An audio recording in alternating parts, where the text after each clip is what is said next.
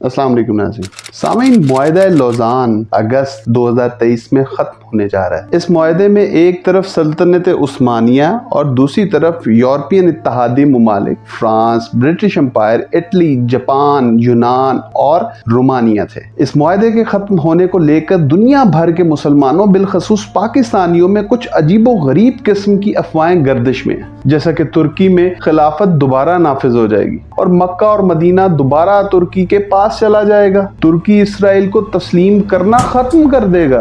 आबनाए Bosphorus को तुर्की बंद कर देगा। तुर्की अपने मुल्क से तेल निकालना शुरू करके अमीर तरीन मुल्क बन जाएगा और इसलिए तुर्की ने अर्तुगल और कुर्लुस उस्मान जैसे ड्रामे शुरू कर दिए हैं, वगैरह वगैरह। इनमें से चंद एक अफवाहें तो दुरुस्त हैं, लेकिन ज्यादातर अफवाहें गलत बल्कि इंतहाई बेवकूफाना हैं। आइए जानते हैं इस वीडियो में कि हकीकत क्या है और मुआहिदा लौज़ान खत्म होने के बाद क्या क्या एक्सपेक्टेशंस खत्म होने वाली है।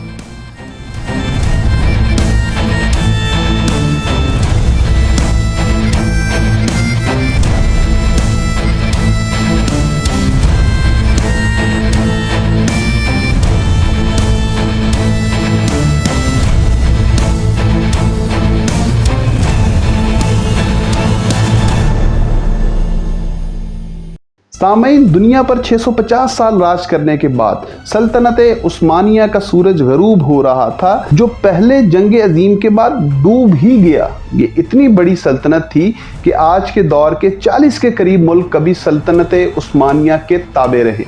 पहली जंग अजीम में तुर्की ने 2 ममालिक के ग्रुप्स में से उस ग्रुप का इंतखाब किया जिसमें इंतहाई कम ममालिक थे। नतीजतन तुर्की और उसके दोस्त ममालिक हार गए। जंग जीतने के बाद इत्तेहादियों ने वही किया जो किया जाता है। उन्होंने सल्तनत उस्मानिया के बहुत सारे हिस्सों को एक मुआहिदे यानी ट्रीटी ऑफ सेवरा के जरिए हथिया लिया। फ्रांस, यूनान, ब्रिटेन और इटली ने सल्तनत उस्मानिया के बहुत सारे हिस्सों पर कब्जा कर लिया और ये कब्जा सेवरा के मुआहिदे के जरिए किया गया। ये मुआहिदा तुर्किश खिलाफत ने मजबूरन कबूल तो कर लिया था, लेकिन तुर्किश अवाम पर बॉम्ब की तरह गिरा था। उन्होंने इसे कबूल करने से साफ इनकार कर दिया। मुस्तफा कमाल की क़यादत में तुर्कों ने आजादी की वो जंग जीत ली और अपने इलाकों को वापस ले लिया। लेकिन इस जंग से न सिर्फ तुर्कों की हालत पतली हो गई थी, बल्कि यूरोपियन इत्तेहादी भी तकरीबन तंग आ चुके थे। कौन सा मुल्क किस वक्त एक दूसरे पर हमला कर दे कुछ पता नहीं चल रहा था। चुनाचे स्विट्जरलैंड के शहर लुज़ान में एक नया मुआहिदा किया गया। इस मुआहिदे की तफसील सैकड़ों सफ़हात पर है, लेकिन बुनियादी नुक्ता ये था कि तुर्की अपने अरब सूबों यानी आजकल के इराक, साइप्रस, सूडान, शाम, सऊदी अरब, मिस्र वगैरह से अपना हक खत्म कर देगा और बदले में यूरोप तुर्की को इन इलाकों के साथ जो ट्रीटी ऑफ सेवरा में तो नहीं थे लेकिन तुर्कों ने लड़कर वापस ले लिए थे, कबूल कर लेगा। लिहाजा 24 जुलाई 1923 को लौज़ान एग्रीमेंट साइन हुआ। उस दिन खिलाफत उस्मानिया रिपब्लिक ऑफ टर्की में बदल गई। मुस्तफा कमाल इसके सदर बने। बराए नाम उस्मानी खलीफा मुल्क बदर कर दिए गए और 600 साल पुरानी खिलाफत का खात्मा हो गया। 2023 में इस एग्रीमेंट को तकरीबन 100 साल मुकम्मल हो जाएंगे, लेकिन बेफिक्र रहें क्योंकि दुनिया में ऐसा कुछ भी नहीं होने जा रहा जिसकी तवक्को आप और ज्यादातर पाकिस्तानी कर रहे हैं। देखिए, ये एग्रीमेंट कुछ ऐसा कोई कानूनी पर्चा नहीं है जिसके पूरा ना होने पर कोई भी दावा कर सकता है। ये बस 2 ताकतों के माबैन एक आपसी मुआहिदा था जिसे एक ने मजबूरी में तस्लीम किया और दूसरे ने ताकत के नशे में। तुर्की खिलाफत का ऐलान कर देता है तो कौन सा इस्लामी मुल्क तुर्की की खिलाफत में जाएगा?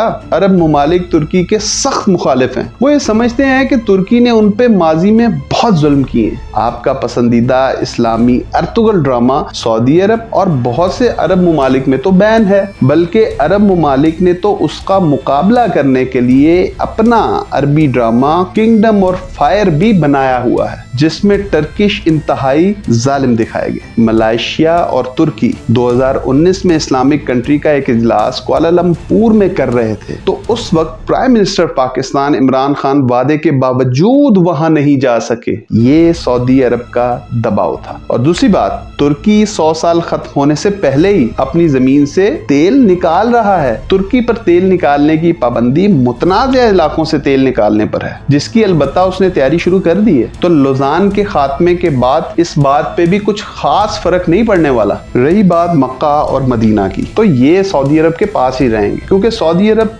ताकतवर भी है और अमीर भी। हाँ, शायद काफी अरसे के बाद, शायद 40-50 साल के बाद मुमकिन है कि मक्का और मदीना वेटिकन सिटी की तरह एक इंडिपेंडेंट इलाका करार दे दिए जाएं। तुर्की 2023 में किसी भी हमसाया मुल्क जो पहले इसका हिस्सा हुआ करते थे लेकिन मुआहदा लौज़ान के तहत इंडिपेंडेंट हो गए या ब्रिटेन कंट्रोल में चले गए, उन पे हक नहीं जमा सकता, क्योंकि उसने तो कोई मुआहदा उनसे किया भी नहीं। मुआहदा तो ब्रिटिश सरकार से हुआ था, जो अब सबको आज़ादी देकर दुबक कर बैठी है। एक बात तुर्की जरूर कर सकता है। सामईन, तुर्की रशिया और यूरोप के दरमियान में वाक़या है। सेंट्रल एशिया और रशिया से यूरोप और अफ्रीका की तरफ एक ही रास्ता जाता है, और वो है आबनाए बास्फोरस। ये एक तंग सा रास्ता है जहां से तमाम माल बरदार जहाज गुजरते हैं। तुर्की इस पे टैक्स बढ़ा सकता है, और ये तुर्की जरूर करेगा। अभी तक उन पानियों पे तुर्की का इतना इख्तियार नहीं है। वैसे आबनाए बास्फोरस पे लिमिटेशन मुआहदा लौज़ान में नहीं लगाई गई थी, बल्कि